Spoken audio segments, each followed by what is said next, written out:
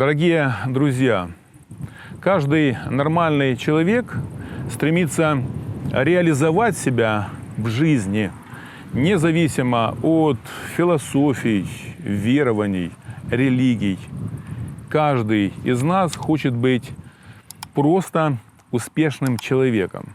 Мы учимся в школе, затем ищем какую-то специальность, которая нам подходит или нравится. Мы можем идти получать высшее образование. Кто-то после школы решил идти физически работать или у кого-то учиться.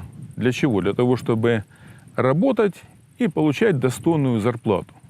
И вот человек получает диплом, заканчивает институт, университет и стремится изо всех сил заработать, чтобы, я не говорю много зарабатывать, чтобы просто нормально жить.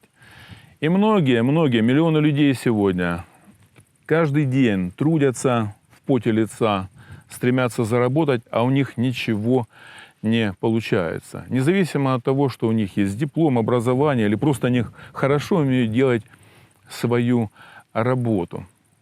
Это мне напоминает жизнь апостола Петра до того, как он стал апостолом. Когда он рыбачил всю ночь. И это не было увлечением его или хобби. Он был профессиональным рыбаком. И его жизнь, и жизнь его семьи зависела от количества пойманной рыбы. И вот он рыбачит всю ночь, он трудится по-настоящему. А утром его лодка пуста, нет ни одной рыбы. Об этом очень подробно написано в Евангелии от Луки, 5 глава. С начала главы мы читаем, что Петр, Иаков, Иоанн рано утром сидят у берега озера и вымывают сети. И тут появляется Христос вместе с толпой. Огромная толпа теснит Иисуса Христа, так и написано, она теснит, она буквально его заталкивает в воду. И Иисус находит решение. Он подходит к Петру и просит, чтобы тот отплыл вместе с ним совсем недалеко. Отплыви немного вот здесь, чтобы использовать лодку как некую сцену для того, чтобы учить народ. И Петр послушно соглашается. Лодка отплывает немного. Но давайте представим состояние Петра. Ему не до того, чтобы слушать учителя, не для того, чтобы слушать что-то интересное, пускай даже это супердуховный урок. Он трудился всю ночь, он хочет спать, он весь вымотанный, он устал, он ничего не поймал. То есть он остался без своей заработной платы. И когда Иисус заканчивает свой разговор с народом, который до этого теснил его в воду, он переключает внимание на Симона Петра. Потому что Христос сердцеведец, он видит состояние человека.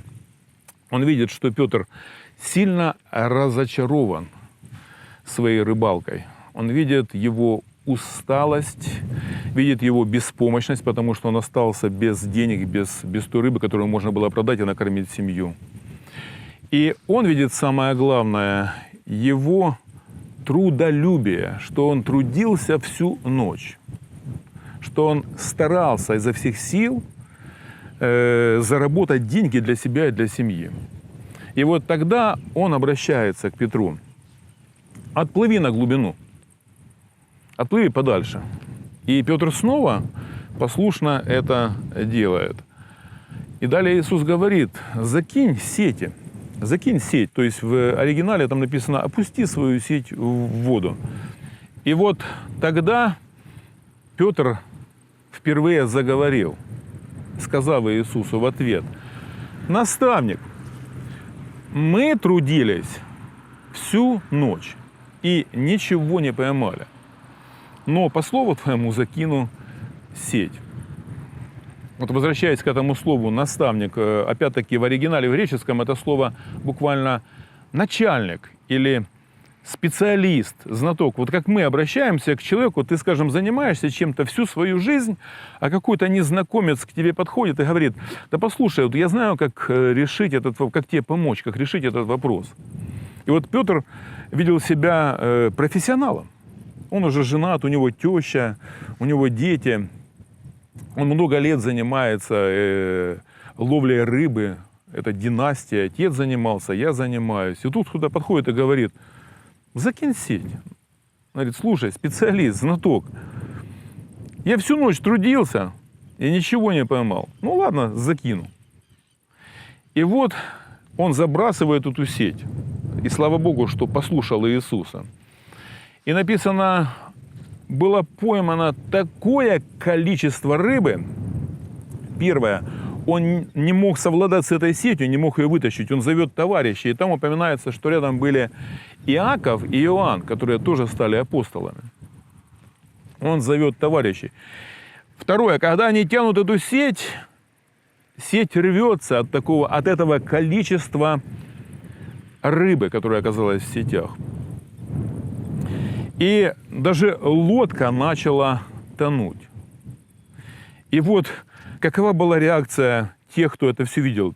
Первое написано, что их объял ужас, оцепенение от количества пойманной рыбы. А Петр вообще припал к коленям Христа и говорит: Господи, выйди от меня, то есть выйди из лодки, я человек грешный. Он понял, кто перед ним сейчас находится. А Иисус отвечает: не бойся, отныне будешь ловить человеков. И ловить не как рыбу в сеть, а ловить именно утопающих, ловить того, кто нуждается в помощи и спасении. И далее мы читаем, что и Петр, и Иаков, и Иоанн буквально сразу все оставили, сети, лодки, и последовали за Христом. Друзья, чудесная евангельская история, которую мы можем применить в своей жизни. Мы можем трудиться и день, и ночь, пытаться зарабатывать, пытаться реализовать себя и стараться быть успешными в этой жизни, но никто не гарантирует вам, что ваша рыбалка будет успешной. Как это было с Петром. Рыбачил всю ночь, лодка пустая, денег нет. Есть только усталость и разочарование. Но в какой-то момент в нашей жизни появляется Христос. И вот у апостола Петра жизнь поделилась на две части. Я рыбак, профессионал, и вот в моей жизни появляется Христос, и я становлюсь учеником Иисуса. Я апостол. Его жизнь поделилась на две части.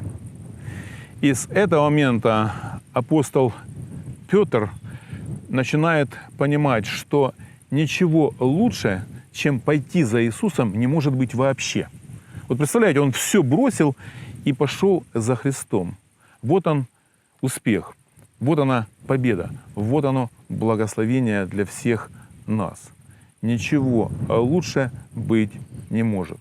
А что удерживает нас сегодня? Пусть Бог благословит вас. До свидания. Увидимся через 1 неделю.